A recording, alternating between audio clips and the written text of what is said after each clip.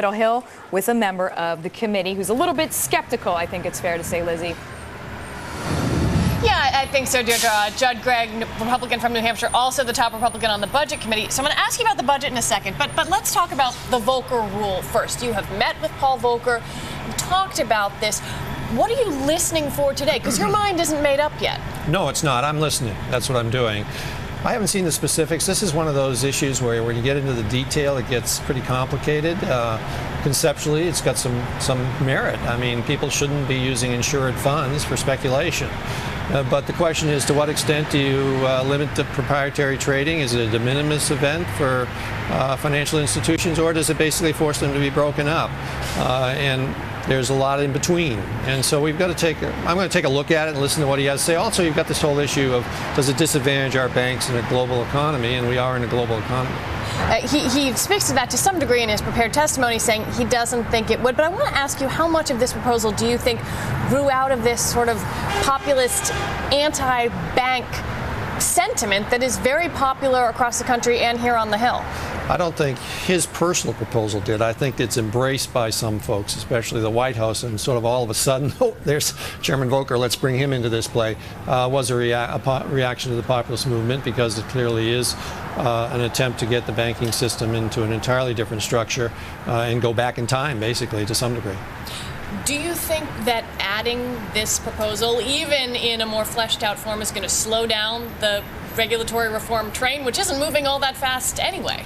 Well, here in the Senate, no question about it, because it brings in a brand new, very significant philosophical and policy issue, which has to be vetted. Language has to be vetted.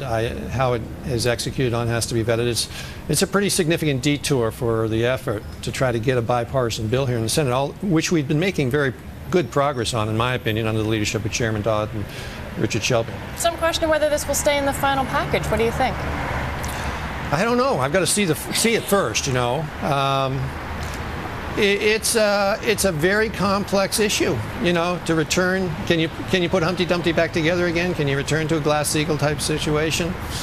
Really challenging in a world economy where financial institutions aren't competing necessarily with ones in New York aren't competing with Houston or Los Angeles. They're competing with Paris and Singapore. All right, well, let's move on to the budget. You're obviously the number one Republican on the budget. I want to challenge you a little bit, because one of the things the administration has laid out is a need for job creation. We're hearing that in the Budget Committee hearings this morning as well. Why not spend a little more money up front and suck up a short-term deficit for 1 year, 2 years? Well, the problem is this. In the out years, this country's headed towards fiscal insolvency. We're running up a debt that we can't possibly afford. I would be willing to do that if there were in place proposals coming from this administration in their budget or just independent of the budget, which actually started to address the out year fiscal tsunami we're facing on the deficit side and on the debt side. But there's nothing in here.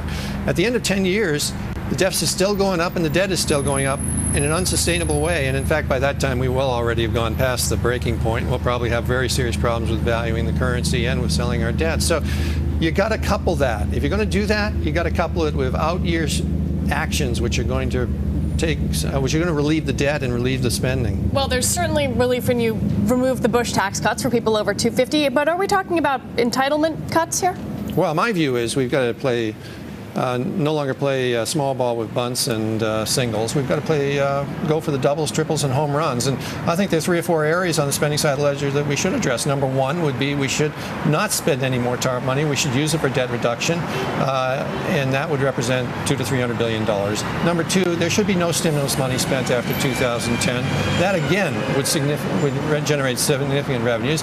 And number three, we should look at the Medicare accounts. The Democrats passed a health care bill where they reduced Medicare spending by $500 billion. But then they took it and they increased all sorts of entitlement programs. Well, let's use it to stabilize Medicare. Well, now we're going to have to see if the White House is going to listen to you after a somewhat interesting relationship. I made those points to Mr. Ozag today, and I didn't sense that there was a lot of enthusiasm.